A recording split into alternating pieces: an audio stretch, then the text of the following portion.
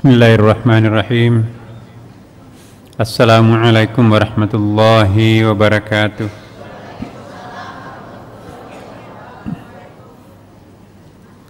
Alhamdulillahilladzi arsala rasulahu bil huda wa dinil haqq liyudhhirahu 'ala ad-din kulli walau karihal musyrikun.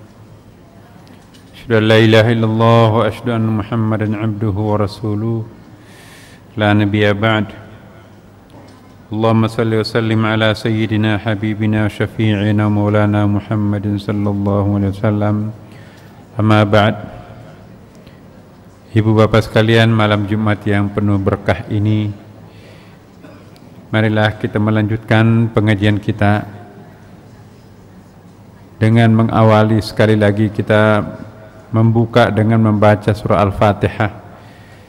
Seiring dengan pembacaan surah Al-Fatihah ini, semoga Allah membukakan juga pintu-pintu rahasianya sehingga kita bisa mengenali dirinya lebih dekat, dan semakin dekat kita mengenalnya maka semakin bahagia dan semakin damai dan semakin sejahtera hati kita semua. Ala hadhihi niyyah Al-Fatihah. A'udzu billahi minasyaitonir rajim. Bismillahirrahmanirrahim. Alhamdulillahi rabbil alamin, arrahmanir rahim, maliki yaumiddin. Iyyaka na'budu wa iyyaka nasta'in. Ihdinas siratal mustaqim, siratal ladzina an'amta 'alaihim ghairil maghdubi 'alaihim waladdallin. Amin. Alhamdulillah, ibu bapak sekalian, pada pertemuan kita yang lalu kita sudah mulai mempelajari spiritual mapping, map peta jalan spiritual kita. Bagaimana mungkin bisa kita sampai ke tempat tujuan kalau jalan menuju ke tempat tujuan itu kita belum pahami. Karena itu saya menganggap ini sangat penting untuk kita semuanya, ibu bapak sekalian. Namun sebelumnya saya mohon maaf, mungkin saya agak kurang memberikan atau kurang sedikit memberikan penjelasan, ya, mungkin kemampuan saya sangat terbatas. Karena mengingat ilmu ini sangat penting, maka saya mencoba untuk sebisa mungkin memberikan penjelasan kepada Bapak Ibu sekalian apa yang dimaksud peta perjalanan spiritual. Jika kita hendak ke Blok M tapi tidak tahu jalan, belum tentu kita nyampe. Kita menginginkan ada jalan jelas, kita juga menginginkan ada jalan yang tidak mampet, tidak macet, ya, ada jalan sunyi, ada jalan sepi, ada jalan damai, ada jalan lurus, siratal mustaqim, ke tempat tujuan. Sehubungan dengan itu, Bapak Ibu sekalian, ada ayat yang perlu saya ingatkan. Ini pertanyaan Allah kepada kita semua dalam satu surah, yaitu dalam ayat 26 dan 27 surah At-Takwir. Mari kita simak bersama, kita hayati bersama Bapak Ibu. Fa aina tadhhabun in huwa illa dzikrun lil alamin. Maka kemanakah kalian akan pergi? Ibu, kita ditanya oleh Allah, kalian mau kemana? Bagaimana mungkin bisa kita menuju ke sebuah tempat tanpa mengetahui objek yang kita cari? Banyak sekali orang yang berjalan di muka bumi ini tapi dia tidak tahu mau kemana. Tidak punya visi dan tidak punya misi dalam kehidupannya.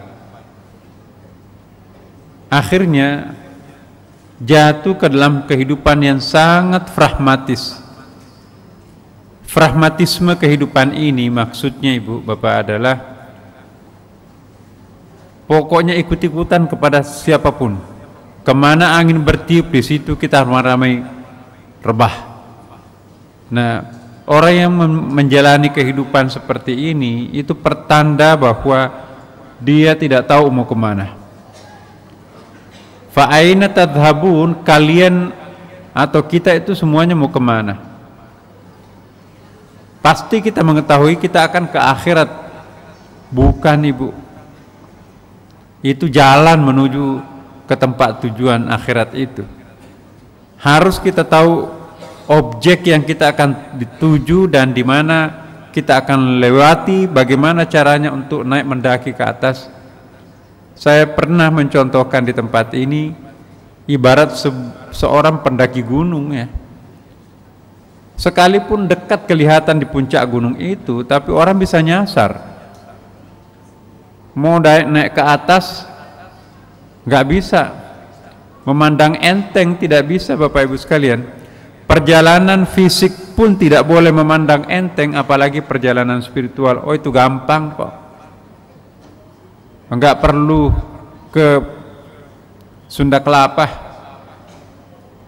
ya. Apaan itu Pak Nasar misalnya ngajarin macam-macam ya, mohon maaf ya kalau memang berpendapat seperti itu, tapi biarkanlah teman-teman kita yang lain untuk melanjutkan. Siapa tahu ada sedikit manfaat yang bisa diperoleh dari sini. Kita mau kemana Bapak Ibu? Memang dekat kelihatan, tapi perhatikan Bapak Ibu, gunung itu puncaknya kelihatannya kecil, gampang, tetapi kita nggak pernah bayangkan bahwa cuaca semakin tinggi semakin dingin, semakin tinggi semakin banyak angin kencang, semakin tinggi semakin curah hujannya sangat tinggi, semakin tinggi semakin licin, dan semakin tinggi semakin tekanan udara berbeda, dan semakin tinggi itu adalah psikologi kita itu melihat ke bawah itu semakin nyali kita membuat ciut. Hati-hati, tidak boleh memandang enteng perjalanan spiritual ini. Perjalanan fisik saja berat, apalagi perjalanan spiritual Bapak Ibu. Orang harus mempersiapkan bukan sepatu biasa licin di atas, bukan baju biasa dingin di atas. Harus menyiapkan kemah yang tidak berat, karena di situ hujan, kadang-kadang hujan salju. Kalau orang tahu situasinya puncak itu, maka insya Allah akan sampai ke permukaan. Tidak bisa menempuh puncak gunung itu dengan hanya nafsu belaka tanpa tahu ilmunya. Segala sesuatu itu punya ilmunya. Nah, kita menuju ke akhirat, kita menuju Tuhan, kita menuju ke siratal mustaqim, ada ilmunya Bapak Ibu sekalian. Karena itu, fa'aina tadhhabun, kalian mau kemana? In huwa illa dzikrul lil alamin, maka kemanakah kalian akan pergi? Itu tidak lain hanyalah peringatan bagi semesta alam. Nah, ini alladzina idza asabathum musibah qalu inna lillahi wa inna ilaihi raji'un. Perhatikan bagaimana memaknai secara sofistik ayat ini Bapak Ibu. Kalau sehari-hari kalau ada orang meninggal, kita baca inna lillahi wa inna ilaihi raji'un. Apa artinya itu Ibu Bapak? Kita berasal dari sana dan akan kembali ke sana. Dalam pandangan tasawuf Bapak Ibu sekalian, bukan sekedar itu. Ada orang mati, inna lillahi wa inna ilaihi raji'un. Ada yang kena musibah, inna lillahi wa inna ilaihi raji'un. That's it. Sudah selesai. Bagi kita para pencari jalan Tuhan, ini dalam artinya alladzina idza asabathum musibah, orang-orang yang apabila ditimpa musibah. Nah, bagaimana keadaan orang yang ditimpa musibah Ibu Bapak? Gembira atau sedih? Sangat sedih. Kalau kita bersedih, maka kita memanggil siapa? Allah. Kalau kita memanggil Allah Subhanahu wa ta'ala, maka itu artinya kita mendaki sebetulnya ke atas tuh. Jadi musibah itu mengorbitkan kita naik ke atas, mendekati Allah Subhanahu wa ta'ala. Akhirnya kita terasa bahwa innalillahi, oh iya, rasa-rasanya kok saya pernah dari sini dan sekarang kembali ke sini. Kalau orang kena musibah, perasaan bercampur itu ajalnya sudah semakin dekat. Bahkan kalau kena musibah, aku minta mati aja deh kepada Tuhan. Jadi give up.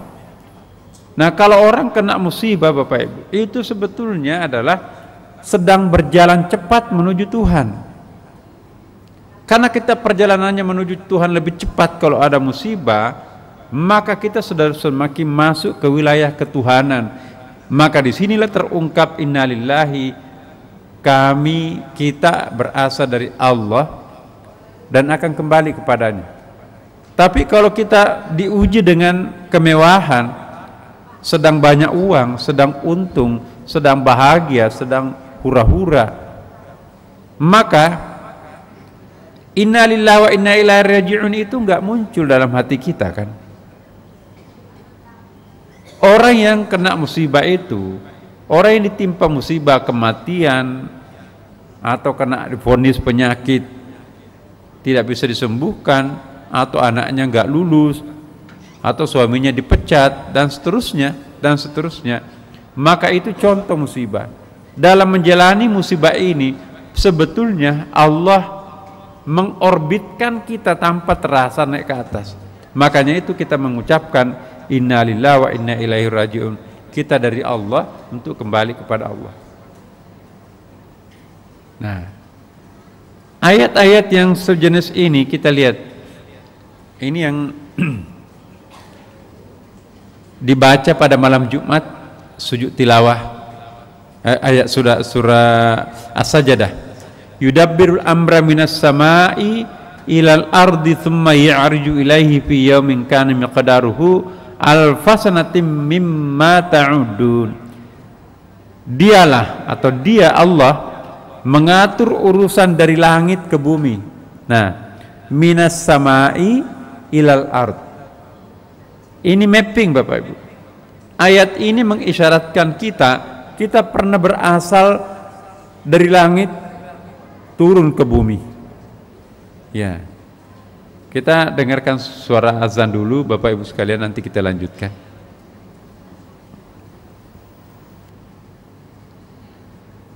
Siklus perjalanan kita ini mapping ya, yang tadi saya katakan perjalanan hidup ini. Yudabbirul amr, dialah yang mengatur urusan dari langit ke bumi. Manusia itu pada mulanya diciptakan di surga. Surga itu di langit di atas, dalam pengertian di sisi Tuhan. Nenek moyang kita Adam itu melanggar peraturan surgawi, maka kita jatuh ke bumi penderitaan. Ini yang dimaksud dalam ayat ini. Yudabbirul amra minas sama'i ilal ardi thumma ya'ruju ilaihi fi yawmin kana miqdaruhu alfasanatim mimma ta'udun. Ayat ini berhubungan dengan ayat 30 surah Al-Baqarah yang pernah saya jelaskan di sini.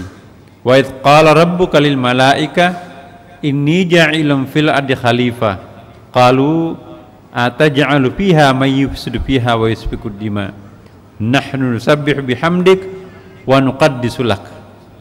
Jadi Allah mengumumkan bahwa manusia akan diciptakan, itulah nanti akan menjadi khalifah di muka bumi jagat raya ini. Ya. Kemudian betul-betul terjadi kan? Alasan apa namanya? Wala taqraba hadhihi syajarah, jangan dekati pohon ini. Memang itu peraturan.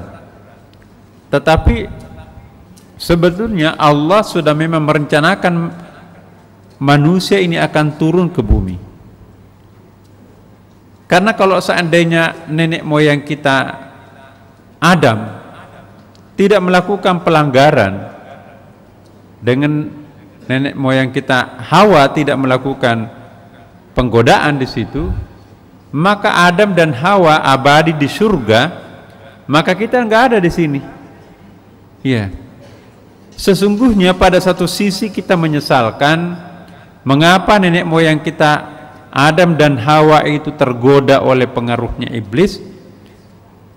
Tapi pada sisi lain sebetulnya bagi kita punya hikmah. Seandainya nenek moyang kita Adam dan Hawa itu tidak turun ke bumi, maka tidak ada anak cucunya Adam. Di atas nggak boleh orang beranak pinak. Jadi kita tidak boleh ikut-ikutan menghujat nenek moyang kita Adam gara-gara Adam, apalagi teori misoginis ya kan.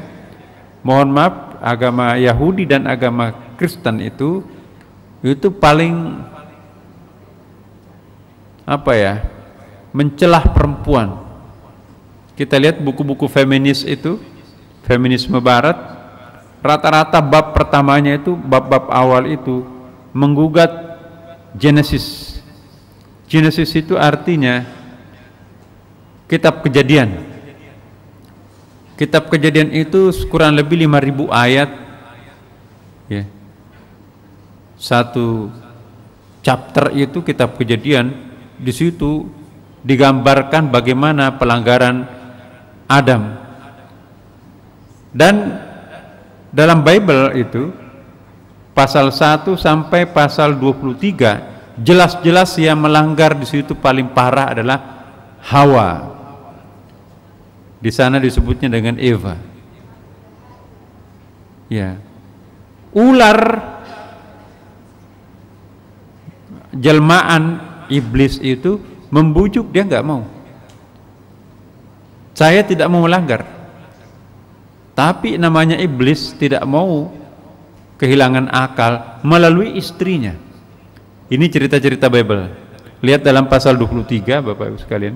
Maka si perempuan inilah yang menggoda suaminya, maka setelah makan buah terlarang itu, dalam istilah Quran, badat sulahuma sawatuhuma, maka tersingkaplah seluruh pakaiannya, auratnya, lalu jatuh ke bumi. Itulah kaitannya ayat ini, yudabbirul amra minas sama'i ilal ardi. Dialah yang mengatur perjalanan anak manusia dari langit turun ke bumi. Ya. Ini yang kita lihat bagaimana Hawa ikut bertanggung jawab, bukan ikut tapi penanggung jawab utama terhadap kisah jatuhnya anak manusia, drama kosmos itu. Nah, di sini kita akan melihat ada dua sosok perempuan Bapak Ibu yang sangat penting. Hawa yang menjatuhkan anak manusia, tapi perempuan kedua nanti yang sangat juga terkenal, Maryam. Dialah yang membuat proses pelangitan kembali manusia. Dia yang melahirkan, ya, dialah yang melahirkan Nabi Isa. Di sana disebut Yesus Kristus.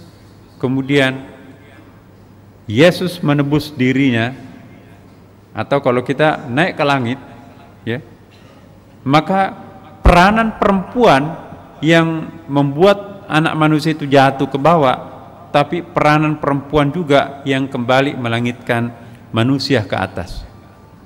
Jadi jangan pernah memandang enteng perempuan karena memiliki kecerdasan spiritual yang sangat besar. Ya, laki-laki itu pasif dalam urusan spiritual, tapi itu pandangan teologisnya. Di sini kita pandangan tasawufnya.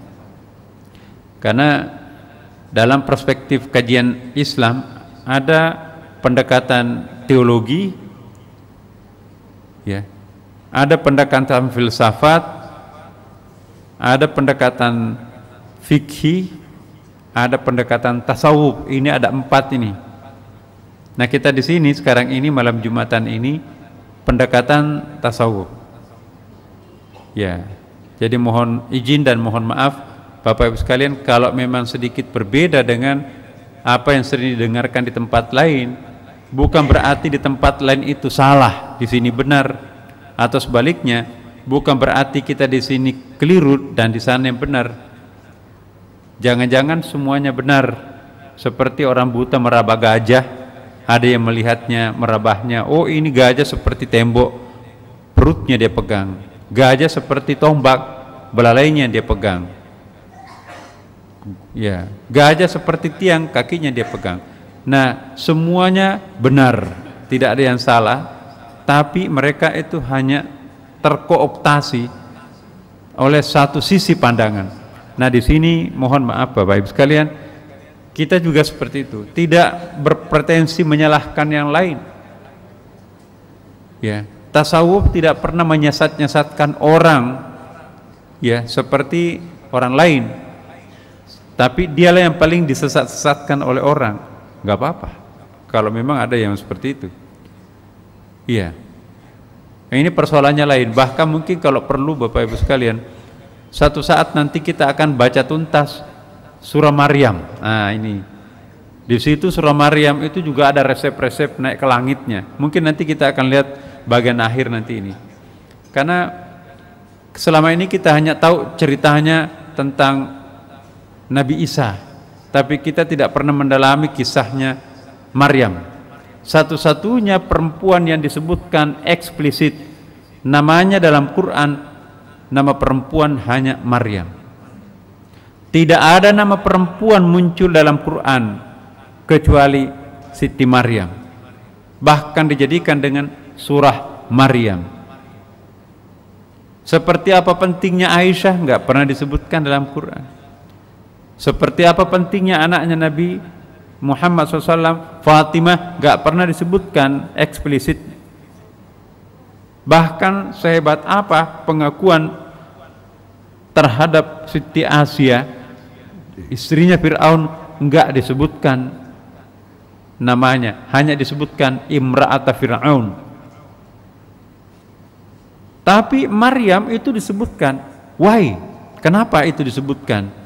Insya Allah ada teologi Maryam, nanti kita akan bahas itu.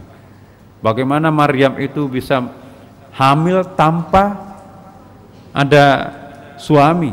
Nah kalau Bapak Ibu membaca secara kritis surah Maryam itu, hati-hati. Nanti bisa kita menganggap, wah ini jangan-jangan Maryam itu anaknya Jibril. Bisa itu. Jangan-jangan memang Nabi Isa itu anaknya Allah, itu juga ada itu. Ada konteksnya ke situ itu.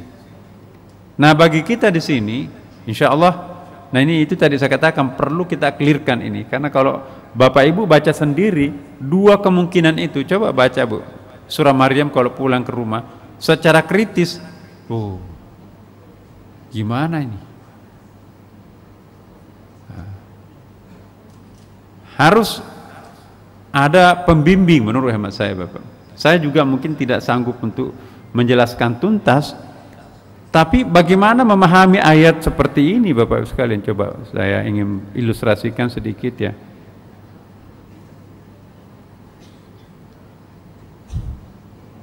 Tanpa membaca tafsirnya itu agak sulit kita untuk mendapatkan kesimpulan yang bagus.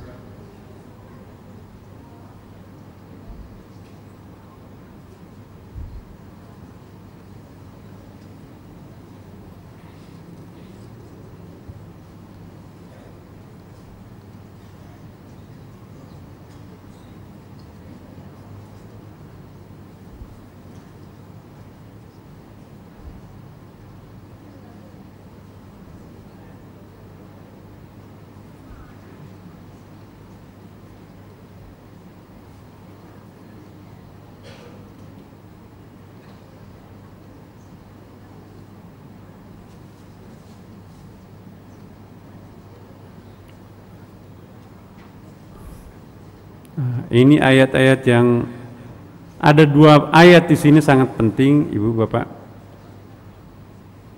Hanya untuk perkenalkan saja.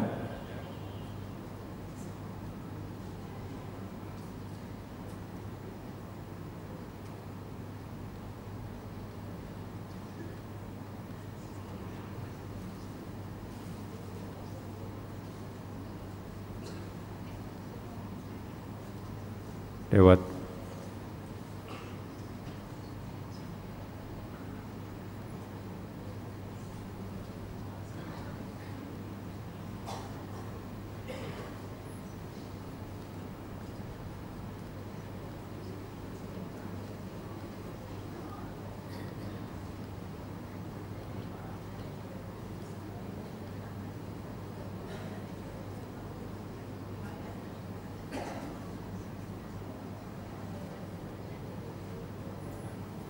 oh iya, jadi ini mungkin baca ayat-ayat separuh pertama Bapak Ibu. Banyak sekali keajaiban yang ditampilkan Maryam. Anak kecil yang baru lahir kok bisa ngomong. Ya. Ibuku bukan perempuan lacur. Ya. Kan dituntut, bagaimana kamu bisa melahirkan tanpa pernah melakukan hubungan? Ya. Kalau nggak percaya, tanya. Ada yang mengatakan anak dalam kandungan tuanya itu bisa bicara. Ada yang mengatakan sudah lahir bisa bicara. Ya, membela ibunya sendiri. Jadi Maryam itu melahirkan seorang anak yang namanya Nabi Isa, yang sejak kecil itu sudah bisa bicara. Ya, nanti bagian akhir mungkin bagus kita tempatkan pembahasan ini. Saya mau tuntaskan sedikit ini mengenai peta perjalanan awal kita ini.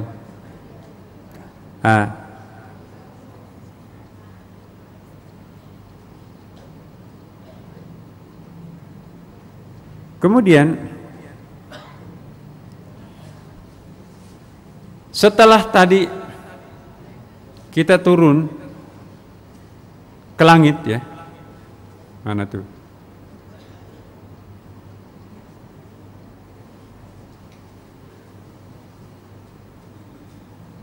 Ya. Yudabbirul amra minas sama'i ilal ard. Kita dari langit. Nah, ini gambarnya. Kita dari langit ini, Bu, ya. Langit. Langit ini termasuk di situ wilayah Al-Hadratul Awal, ya. Sekitaran Allah Subhanahu wa taala. Kemudian kita melakukan pelanggaran, menjadi penyebab jatuhnya manusia turun ke bumi di sini. Kita ke bumi. Perjalanan dari atas ke bawah itu tanazul namanya. Sekarang kita sudah mentok di bumi ini. Kita nggak boleh meratapi masa lampau. Sekarang bagaimana naik ke atas? Nah, naik ke atas ini perhatikan garisnya. Sekarang kita di bumi mau kembali ke pangkuan ilahi. Inna lillahi wa inna ilaihi rajiun. Kita mau kembali ke sini, ke langit. Ini namanya taraqi. Ya. Atau saudi, naik ke atas. Perjalanan dari langit ke bumi itu cepat. Secepat kilat dari langit jeblok ke bumi. Tapi begitu kita naik ke atas susah. Saya ingin tanya Bapak Ibu, lebih gampang mana kita turun atau mendaki? Lebih gampang turun, lebih cepat. Tapi mendaki ke atas itu kan lebih berat. Pendaki gunung itu memerlukan waktu 3 hari untuk naik ke puncak. Tapi begitu turun ke bawah, apalagi tahu jalan, itu 1 hari pun juga sudah nyampe tuh. Kenapa? Karena nggak ngos-ngosan lagi kan? Ya. Sama juga perjalanan spiritual Bapak Ibu. Turun dari langit ke bawah, yang naiknya berat. Saya ingin tanya, lebih gampang mana kita berdosa atau melakukan kebajikan? Gitu kan? Pokoknya kalau nafsu mau bergejolak, nggak usah hitung waktu, langsung tuh. Tapi begitu naik ke atas, taubatnya sangat lambat. Melakukan amalia kebajikan pencuci dosanya itu juga lebih lambat lagi. lambat sekali ke atas, sepertinya ada yang narik. Itulah iblis. Nah, ini perjalanan. Inilah yang disebutkan dalam ayat Al-Quran. Nah, latar kabunna tabakan antabak. Sesungguhnya kalian itu melalui tingkat demi tingkat dalam kehidupan. Dulu kita turun nggak melalui tingkatan-tingkatan, langsung jeblok aja dari langit turun ke bumi. Tapi begitu kita naik ke atas, Allah mengilustrasikan ada langit pertama, kedua, ketiga, 4, 5, 6, 7. Ini yang disebut dengan latar kabunna tabakan antabak. Sesungguhnya kalian itu melalui tingkat demi tingkat dalam kehidupan. Nah, ayat ini juga bawaannya itu mengatakan yudabbirul amra minas sama'i ilal ardi tsumma ya'ruju ilaihi fi yawmin kana miqdaruhu alf sanatin mimma ta'udun. Ketika kita turun ke bumi tidak disebutkan berapa lamanya, tapi begitu kita naik ke atas, fi yaumin, dalam satu masa, miqdaruhu alf sanatin mimma ta'udun, tingkatannya apa? Kadarnya adalah 1000 tahun menurut perhitunganmu. Jadi 1 tahun perjalanan kita ke atas, ya, 1 hari perjalanan kita ke atas menurut ukuran akhirat perbandingannya sama dengan 1000 tahun. Alfi syahr, Lailatul Qadar khairum min alfi syahr, ya kan? Jadi 1 banding 1000. 1000 tahun, bukan 1000 bulan, bukan 1000 hari, Bapak. 1000 tahun. Jadi ini ilustrasinya bahwa begitu sulitnya kita naik, gampang jatuh tapi sulit naik. Ini pemandangan hidup. Begitu orang jatuh, sulit untuk ke tempat asalnya. Ada seorang pebisnis, begitu dia bangkrut, itu sulit untuk recovery-nya lagi. Ada seorang pejabat ketangkap, sulit untuk naik ke atas lagi. Ya. Ada seorang tokoh masyarakat, rusak namanya dalam masyarakat, sulit naik kembali. Memerlukan waktu.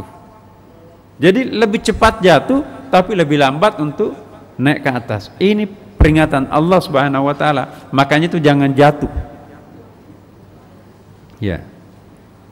Berikut pengertian perjalanan spiritual, Bapak Ibu. Perjalanan spiritual ialah perjalanan manusia yang semula berasal dari dirinya al-haq, lalu melakukan pengembaraan ke dalam tabi'i alam syahadah, kemudian berusaha untuk kembali ke tempatnya semula naik ke atas itu. Perjalanan dari Tuhan al-haq menjadi makhluk al-khalq disebut tanazul. Tadi gambaran itu kan. Perjalanan dari al-khalq makhluk menuju ke al-haq Allah yang maha benar, maka di situ disebut dengan taraqi, pendakian.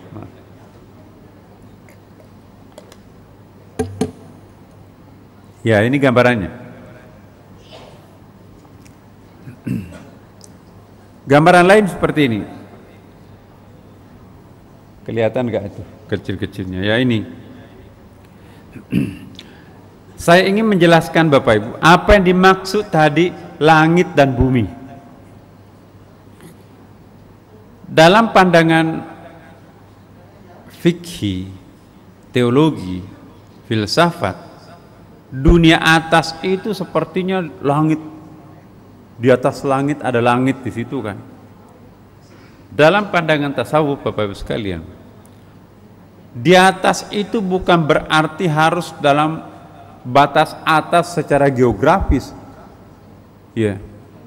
Di atas itu sesungguhnya perjalanan masuk ke inner, masuk ke dalam tuh.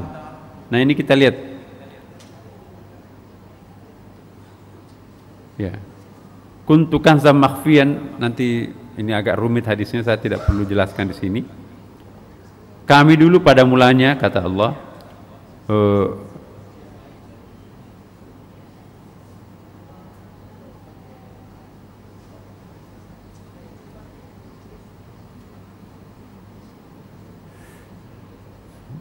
ini titik hitam ini intinya.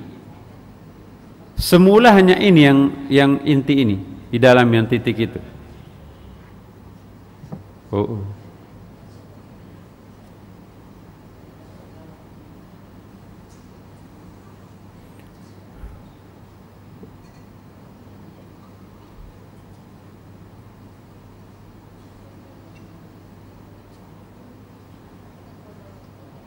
Kemudian turun ke Wahidiyah Al-Ayan Tsabit, ada tanda panahnya itu. Kemudian turun ke alam Jabarut, roh, turun ke alam malakut, malaikat, baru turun ke alam syahada. Mentok, nggak ada lagi di bawahnya. Luar biasa meluncurnya Adam Hawa itu dari yang the top itu, di puncak ahadiyahnya itu turun ke alam syahada.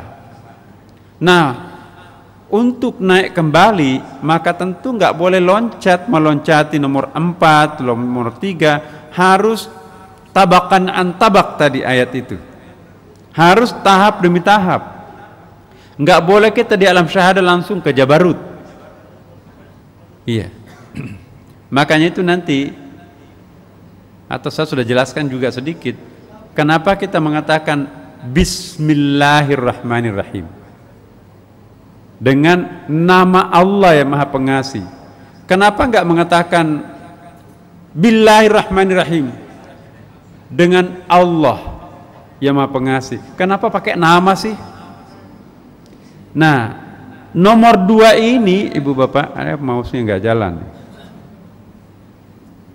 kursornya. Nomor 2, Wahidiyah. Wahidiyah itu sebetulnya adalah itu yang disebut Al-Khadratus Tsani atau ta'ayyun yang kedua. Ta'ayyun yang kedua itu artinya keberadaan kedua. Keberadaan yang pertama itu sesungguhnya adalah ahadiyah. Ahadiyah itu enggak ada nama di situ. Ini yang disebut dalam bahasa tasawufnya sirrul asrar, rahasia di atas segala rahasia. The secret of the secret.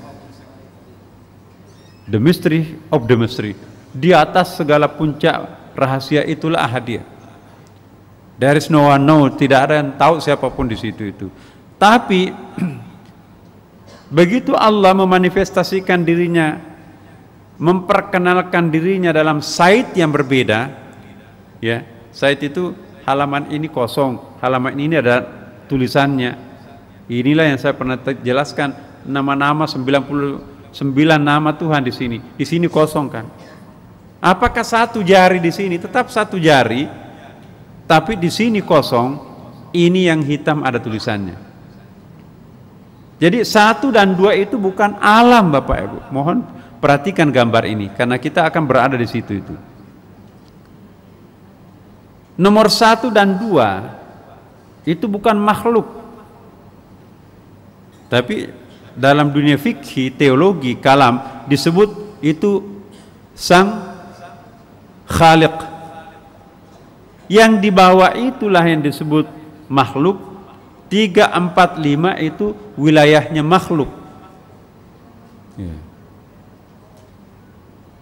Atau biasa disebut al-a'yanul kharijiyah, entitas eksternal, external entity. Di luar yang 1, 2 itu, itulah makhluk. Tapi hubungan antara 2 dan 3 itu sangat halus, Bapak Ibu. Makanya itu ungkapan tasawuf itu dia tidak menampilkan Allah sebagai khalik dan ciptaannya sebagai makhluk, karena begini, terlalu halus perbedaan antara alam Jabarut dengan Wahidiyah. Maka itu tadi disebutkan al-haq, kebenaran, dialah mutlak. Nanti ada satu pertemuan akan datang, saya ingin menjelaskan ma'man al-haq. Apa itu kebenaran? Apakah kebenaran itu makhluk atau bukan makhluk? Apakah kebenaran itu tercipta atau ada dengan sendirinya? Siapa al-haq? Nah itu rumit juga pembahasannya, tapi sabar, insya Allah sudah waktunya kita masuk ke situ nantinya. Ini dulu peta besarnya dulu, mappingnya. Nanti mikronya kita akan bahas nanti pada pertemuan-pertemuan yang akan datang. Tapi inilah pertemuan kita.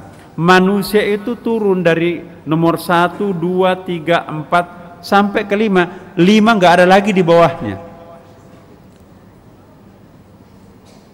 Panah itu kita akan balik sekarang. Inna lillahi wa inna ilaihi raji'un. Panahnya dibalikkan ke atas. Maka untuk naik ke atas itu kita ke alam malakut dulu. Baru naik ke alam jabarut, roh. Baru naik ke wilayah secret itu tadi. Baru sampai. Inilah yang disebut dalam ayat. Mana tadi?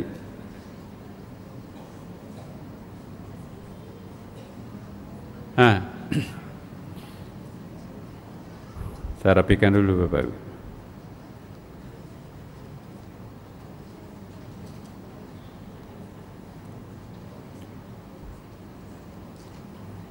Wa huwa bil ufuqil a'la thumma dana fatadalla fakana qaba qausaini aw adna fa auha ila 'abdihi ma auha. Ini perjalanan kita naik ke atas nih. Sedang dia, Nabi Muhammad maksudnya waktu Mi'raj ini, surah An-Najm ini Bapak Ibu, sedang dia berada di ufuk yang tinggi, kan naik ke puncak tuh. As-salatu mi'rajil mu'minin, kita salat nanti Isya ini, naik ke atas kita, naik ke atas, ke ufuk yang tinggi. Tsumma dana fatadalla, saya ulangi, wa huwa bil ufuqil ala, sedang dia berada di ufuk yang tinggi. Tsumma dana fatadalla, naik lagi ke atas kan itu? Ya. Mungkin tadi itu alam malakut, kemudian naik ke alam jabarut. Nah, alam jabarut di situ, kemudian dia mendekat, lalu bertambah dekat lagi. Bertambah dekatnya di situ, tsumma dana fatadalla, itu sudah sampai ke nomor 2. Maka jadilah dia dekat 2 ujung busur panah atau lebih dekat lagi. Nah, perhatikan ini Bapak Ibu sekalian. Au adna, ini dia. Perhatikan panahnya di atas. Au adna, atau lebih dekat lagi. Berarti sudah naik ke puncak kan? Ke atas. Alhamdulillah, Masya Allah. Au adna, atau lebih dekat lagi. Nah, kalau sudah sampai ke puncak, apa yang terjadi? Lalu dia, Nabi Muhammad, tunggu dulu, siapa dhamirnya ini? Fa'auha ila abdihi. Nah, dia di sini huruf besar sini Bapak Ibu sekalian. Lalu Allah menyampaikan kepada hambanya apa yang telah Allah wahyukan. Jadi kalau kita sudah sampai ke puncak, ada wahyu di situ. Saya sering mengatakan nanti kalau kita sudah perjalanannya naik ke atas, doa itu makin pendek. Tanda-tanda manusia bumi itu doanya panjang sekali. Semuanya mau diminta. Tapi begitu orang mengintip alam atas, ya Allah, yang saya minta kemarin yang banyak itu nggak ada gunanya. Ya. Kayak orang kelaparan, begitu dapat warteg, dia mau hantam semua isi warteg itu. Tapi begitu ke restoran bintang 5, ya warteg itu ternyata nggak ada apa-apanya dibanding dengan, Bu jangan contohkan warteg loh Bapak, cari contoh lain lah. Warteg itu bagus kok, ya. Yang membesarkan batok kepalanya mahasiswa santri.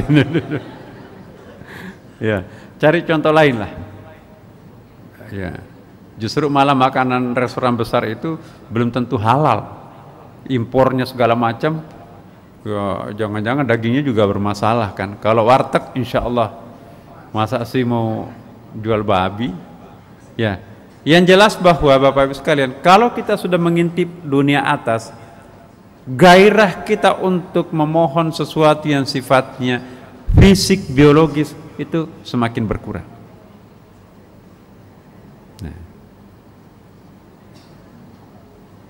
Mau minta apa lagi kalau kita dengan Tuhan, Bapak? Masih ada nggak permintaan kita kalau kita dalam genggaman Allah Subhanahu wa Ta'ala? Kalau kita bersama Sang Pencipta apapun dan siapapun, masih minta apa? Situlah Rabi'ah Adawiyah, ambil tuh surga tuh. Masya Allah, surga dilepas.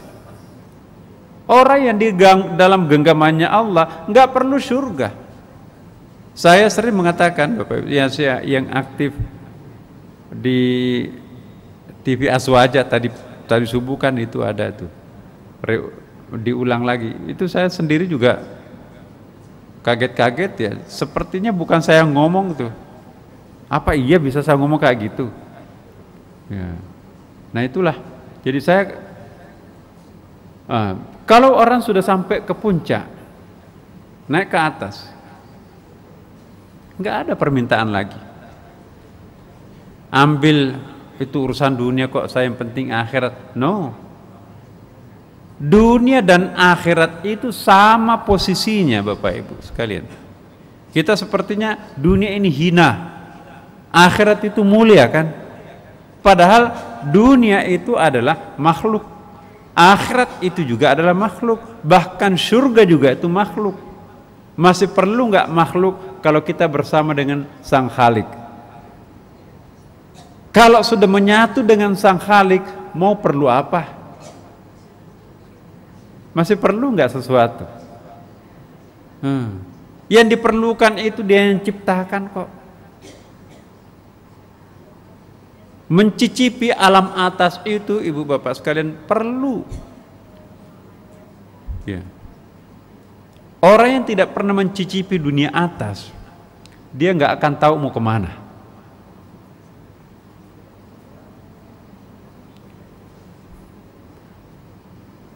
Sebetulnya Bapak Ibu,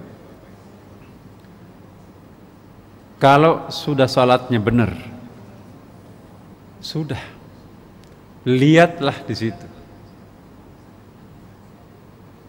Cuma persoalannya, kadang-kadang kita itu salah mempersepsikan salat, seolah-olah salat itu bayarannya ketenangan batin. No, coba perhatikan ayatnya. Kadang-kadang juga salah baca ayat kita, bukan salah baca, caranya orang memperkenalkan tentang ayat itu juga loncat. Jangan loncat memberikan penjelasan ayat, itu bahaya. Pokoknya kalau kamu salat langsung hatinya tenang. Siapa bilang? Apa kata Quran? Dalam Quran itu mengatakan begini, aqimis salata lidzikri, dirikanlah salat agar kalian mengingat aku. Ayat lainnya, ala bidzikrillah tatmainnul qulub, ketahuilah dengan mengingat Allah maka hatinya akan tenang. Jadi bukan salat yang melahirkan ketenangan batin, tapi zikir dalam salat itu, mengingat Allah itu yang melahirkan ketenangan. Banyak sekali orang kecewa, saya udah salat kok berkali-kali, salat tahajud, tapi hatiku ini nggak tenang. Mana janji Tuhan? Tuhan tidak mengatakan aqimis sholata litatma'innul qulub, enggak. Masih ada satu lantai di atasnya itu.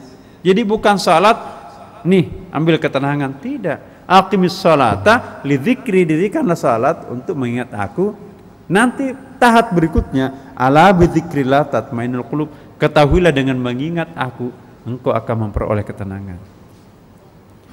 Iya kan? Jadi bukan salat itu otomatis tenang, tidak.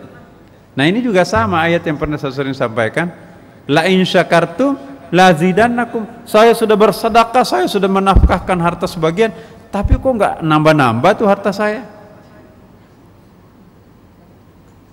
Allah tidak pernah menjanjikan kalau kalian bersedekah hartanya akan tambah banyak. Dhamirnya di situ kum, ya. Tuhan tidak mengatakan la in syakartum la azidanna rizqakum. Jika kalian mensyukuri nikmatku, maka pasti aku akan tambahkan rezekimu. Enggak. Cuma kadang-kadang mohon maaf ya, mubalik kita terlalu berani. Pokoknya kalau kamu bersedekah pasti kamu dapat berlimpah-limpah ruah. Keajaiban, bukan. The power of sedekah itu tidak seperti itu kata ayat. Ayat mengatakan la in syakartum la azidannakum. Jika kalian mensyukuri nikmatku, la azidannakum. Kum itu kalian. Jadi seolah-olah artinya begini Bapak Ibu sekalian. Jika kalian mensyukuri nikmatku, maka niscaya aku akan menambahkan kapasitasnya. Power kalian aku akan tambahkan. Jadi boleh jadi rezeki kita tidak tambah, tapi dada kita ini yang tambah lebar. Ya. 100 juta harta kita nggak pernah nambah, tapi sudah keluarkan zakat, infak dan sebagainya. Jangan nagih Tuhan, lo kok nggak nambah-nambah ini. Ya. 100 juta mungkin tinggal 10 juta, tapi dada kita jadi lapang. Qanaah muncul di situ. Kalau qanaah muncul, maka yang sedikit itu bisa menjadi banyak. Tapi kalau hati itu sumpek, yang banyak itu nggak ada artinya. Masih mau lagi kasih gunung emas 1, masih mau 2 gunung emas lagi. Jadi Allah Maha tahu bahwa kepuasan sejati itu bukan materi. Maka itu Allah mengatakan la in syakartum la azidannakum. Kum di situ ya, bukan la azidanna rizqakum. Niscaya kami tambahkan rezekimu. Ya. Bahkan Allah melarang kita memberi untuk memperoleh keuntungan lebih besar. Wala tamnun tastakthir. Jangan kamu memberi karena ingin memperoleh sesuatu lebih banyak lagi. Itu ayat itu. Nah, jadi jangan kita menjual ayat untuk sesuatu kepentingan. Nanti umat kita kecewa, akhirnya murtad. Nah, tanggung jawab siapa? Gak boleh. Wajar saja kita mengartikan ayat, wah kalau kamu linglung pokoknya salat langsung deh damai, belum tentu Bapak. Kalau salatnya ingat siapa, nggak ingat Tuhan, nggak ada ketenangan tuh. Ya, makanya itu inna sholati wa nusuki wa mahyaya wa mamati bukan litatma'innul qulub, demi untuk memperoleh ketenangan batin. Ini ma'rifah di sini Bapak Ibu sekalian. Kalau kita pada segalanya Allah, itu sudah yang kecil semuanya lain.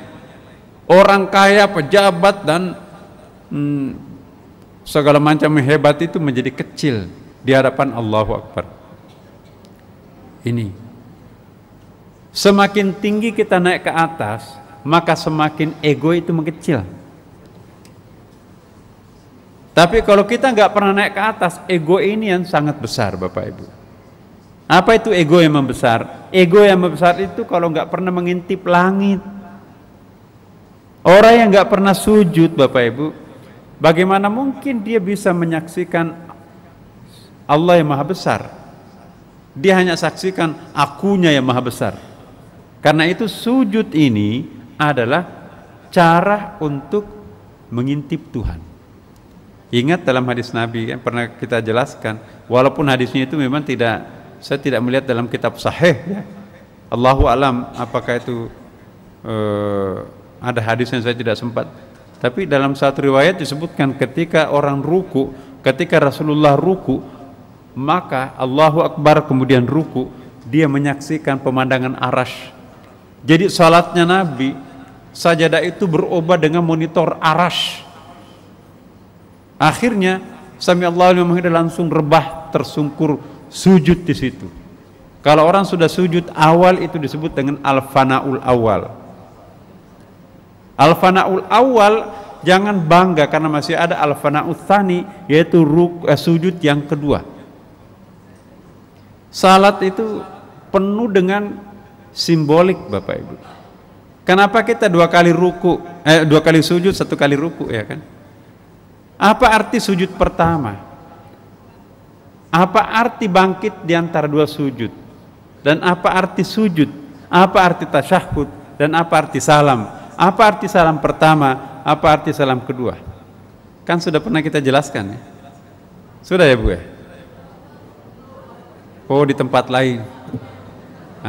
Maaf, nanti. Jadi sujud pertama itu menandakan bahwa kita kan mengenang, napak tilas tuh, kita berasal dari tanah kan. Dalam ayatnya itu ada. Ya. Fiha, dari tanah itu, minha nukhrijukum, dari tanah itu kita dibangkitkan, kita dilahirkan kan. Bangkit di antara dua sujud itu simbol alam barzakh. Lama nggak duduk di antara dua sujud?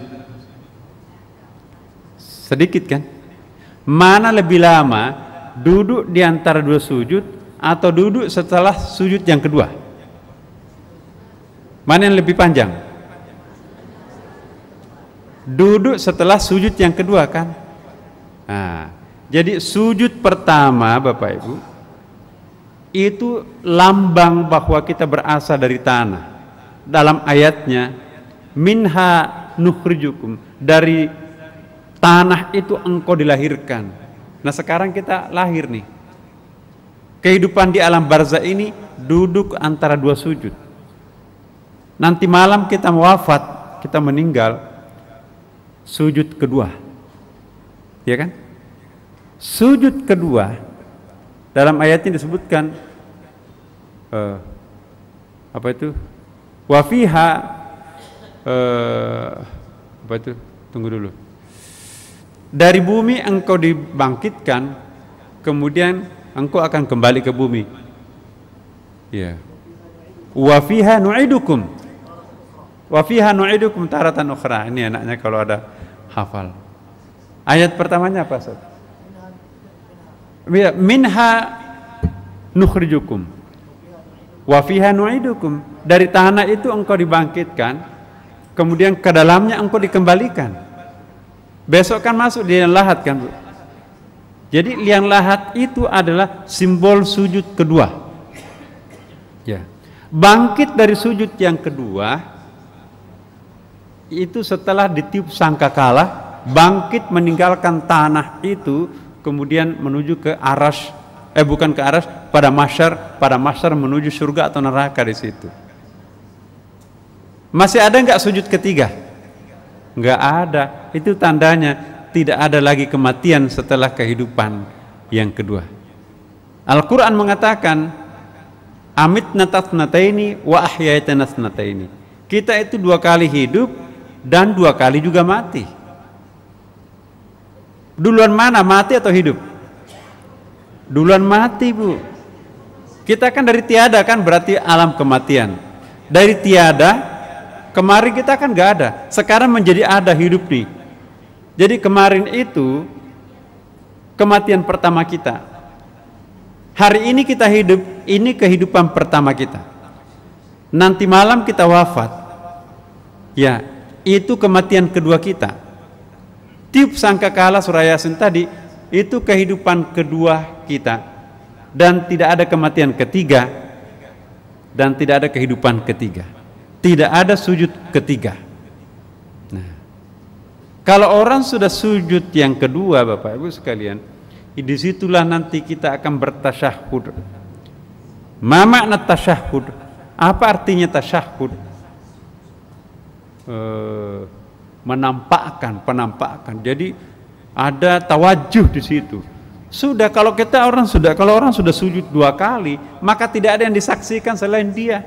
Makanya itu asyhadu an la ilaha illallah. Nunjukkan gini. Apa artinya asyhadu an la ilaha illallah? Apa Bu? No. Itu kemarin.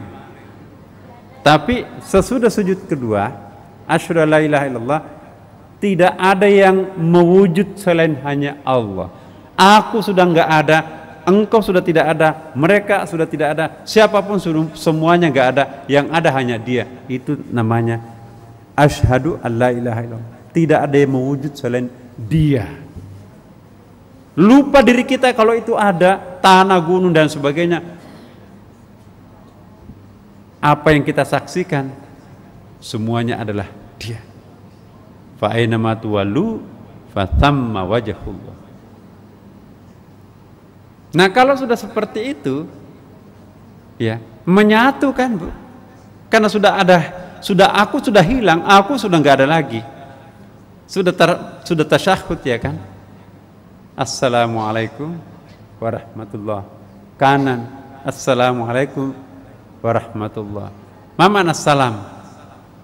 Jadi kita sudah menjadi damai di situ. Damailah kalian, damailah kalian. Ya.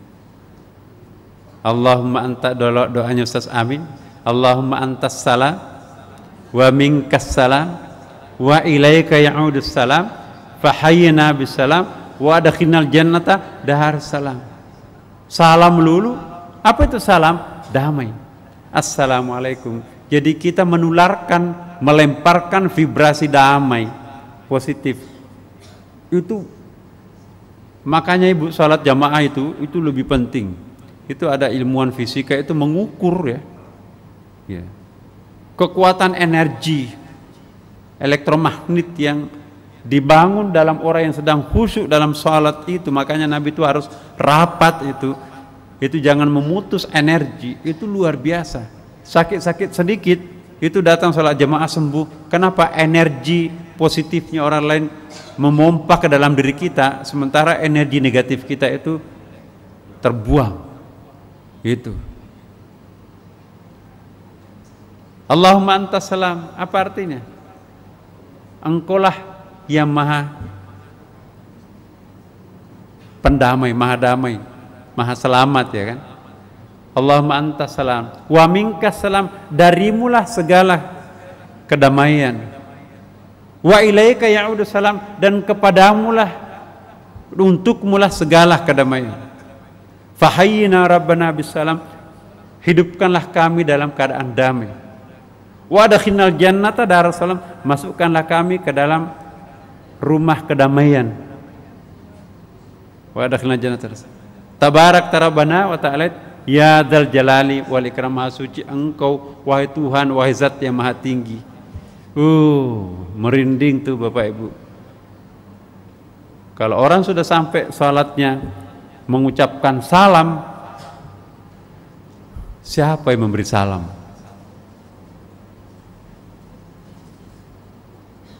Hanya karena kita belum mencicipi bagaimana nikmatnya tasyahud tadi. Ya, mohon maaf kalau ini sebetulnya ada tahapan-tahapannya sholat itu, tapi nantilah insya Allah Bapak kita selip-selipkan. Nah,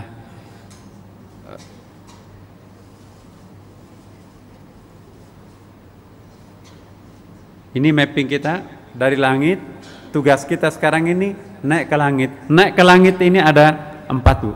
Dari alam atas ke alam bawah, minal alamul ulya ilal alam sufla, kemudian minal batin ilal zahir, kemudian minal ijmal ilal tafsil. Ini turun ini.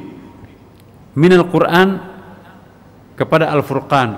Nanti perjalanan atasnya itu juga ada.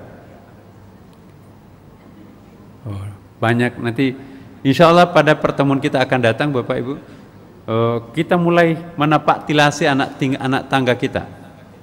Anak tangga pertama nanti itu, ya kita naik ke atas tidak mungkin dengan sendiri.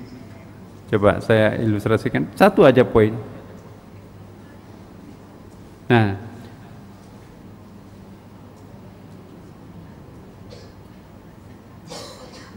ya ini 4 jenjang perjalanan dari makhluk menuju Tuhan. Minal haq ilal haq. Saya ulangi, minal khalq ilal haq, dari makhluk ke khalik. Kemudian minal haq ilal haq bil haq. Ya. Dari Tuhan menuju Tuhan dengan Tuhan. Oh, pasti nggak paham sebagian ini. Dari Tuhan menuju Tuhan dengan Tuhan. Lalu dari Tuhan menuju makhluk dengan Tuhan. Ini yang paling tinggi. Kayak Nabi Muhammad SAW, dari makhluk kepada makhluk dengan Tuhan. Minal khalq ilal khalq bil haq. Nabi seperti manusia biasa, tapi sesungguhnya bukan manusia biasa. Ya. Huwa kal bashar, huwa basharun la kal bashar. Biasa juga dibalik. Huwa kal bashar la bashar. Huwa basharun la kal bashar. Dia manusia tapi tidak seperti manusia. Itu dia. Banyak sekali istilah-istilah yang perlu penjelasan. Kalau orang sudah sampai ke atas, huwa basharun la kal bashar. Dia manusia tapi tidak seperti manusia. Atau dibalik, huwa kal bashar, dia bagaikan manusia, seolah-olah bukan manusia kan. Nah, apa artinya itu semuanya? Kita akan jelaskan. Mohon hadir Bapak Ibu sekalian pada malam Jumat yang akan datang, akan semakin seru. Ya, mapping kita, ya Allah kenapa baru sekarang? Tapi dengan segala keterbatasan saya mohon dimaafkan Bapak Ibu sekalian. Mari kita berdoa malam Jumat ini, semoga Allah memberikan yang terbaiknya untuk kita semuanya. Semoga kita menjadi kekasihnya yang paling sejati, paling tulen, yang paling dekat, dengan masuk ke wilayah atmosfer lebih tinggi. Kita sangat yakin bahwa Allah pun juga sudah membuka kedua tangannya dan tersenyum menyaksikan kita yang mendaki menuju ke sisinya. Ala hadhihi niyyah wa ala kulli niyatin salih. Al-Fatihah. A'udzu billahi minasyaitonir rajim. Bismillahirrahmanirrahim. Alhamdulillahirabbil alamin arrahmanir rahim maliki yaumiddin. Iyyaka na'budu wa iyyaka nasta'in ihdinas siratal mustaqim siratal ladzina an'amta 'alaihim ghairil maghdubi 'alaihim waladdallin.